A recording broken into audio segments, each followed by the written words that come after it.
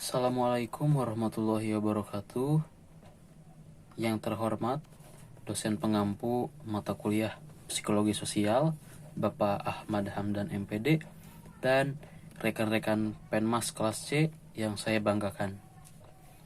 Izinkan saya Muhammad Gerard Raidan Aziz sebagai moderator dari kelompok 5 untuk memimpin jalannya presentasi kali ini yang bertemakan tentang persuasi dan perubahan sikap.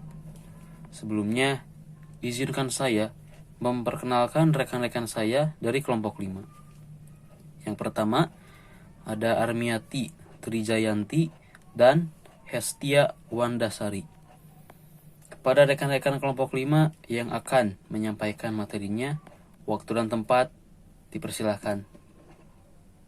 Terima kasih kepada moderator yang telah memberikan waktunya. Di sini saya akan menyampaikan materi mengenai definisi persuasi dan perubahan sikap lalu metode komunikasi.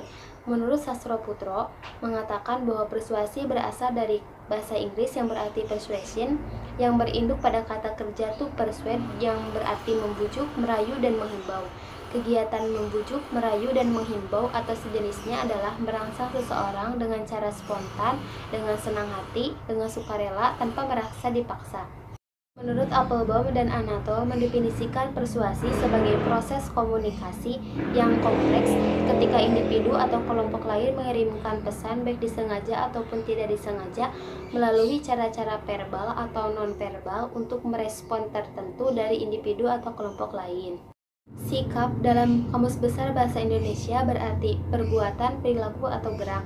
Sedangkan dalam Kamus Psikologi, sikap berarti suatu predisposisi atau kecenderungan yang relatif stabil dan berlangsung terus-menerus untuk bertingkah laku atau untuk mereaksi dengan satu cara terhadap pribadi lain, objek, lembaga, atau persoalan lain.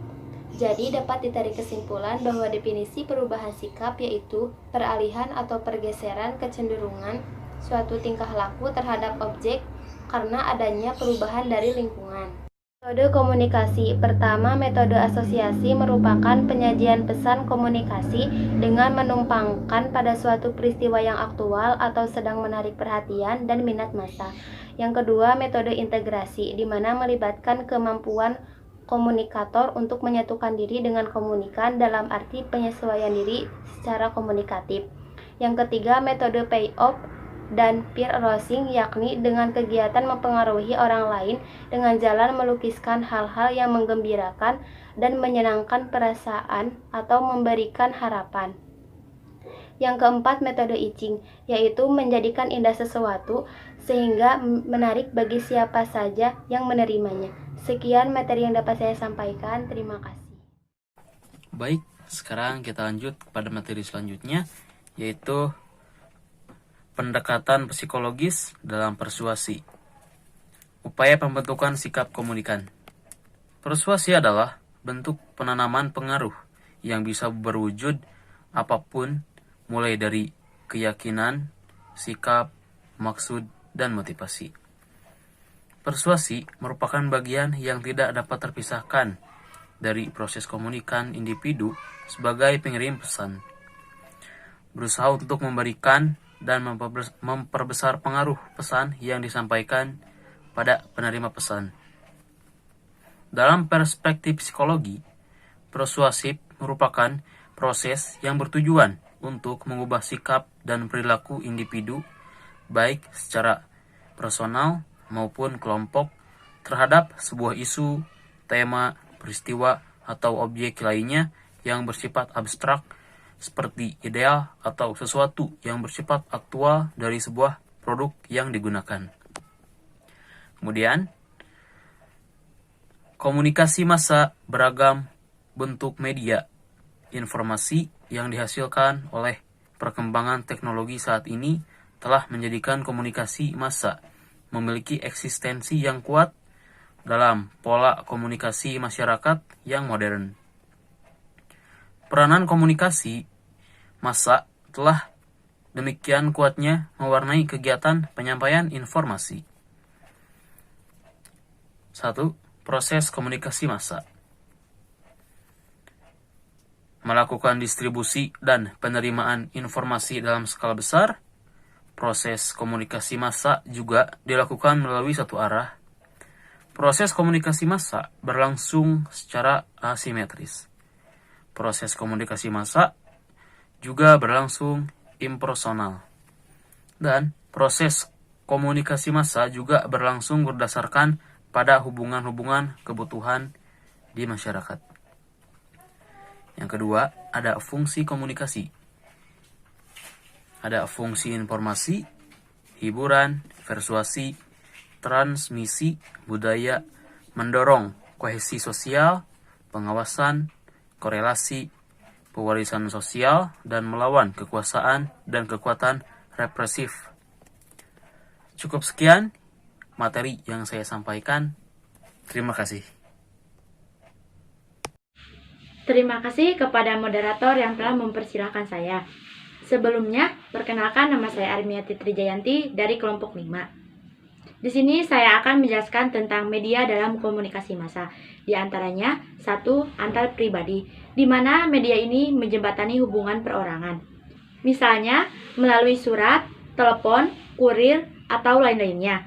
Yang kedua, media kelompok, di mana media ini terlibat dalam aktivitas komunikasi yang melibatkan halayak lebih dari 15 orang. Misalnya seperti rapat, seminar, dan lain-lain. Yang ketiga, media publik, di mana media ini digunakan apabila halayak terdiri dari lebih dari 200 orang dengan menggunakan homogen. Misalnya seperti rapat akbar. Baik, materi yang kedua yaitu tentang efek komunikasi massa. Di antaranya, 1. Efek kognitif terjadi apabila ada perubahan pada apa yang diketahui, dipahami, atau dipersepsi halayak. Maksudnya, kognitif yaitu berhubungan dengan transmisi pengetahuan, keterampilan, kepercayaan, atau informasi. Yang kedua, efek afektif akan timbul bila ada perubahan pada apa yang dirasakan, disenangi, atau dibenci halayak. Afektif ini hubungannya yaitu dengan sikap, emosi, atau nilai. Yang ketiga, efek behavioral merujuk pada perilaku yang nyata yang dapat diamati yang meliputi pola-pola tindakan, kegiatan, atau kebiasaan berperilaku.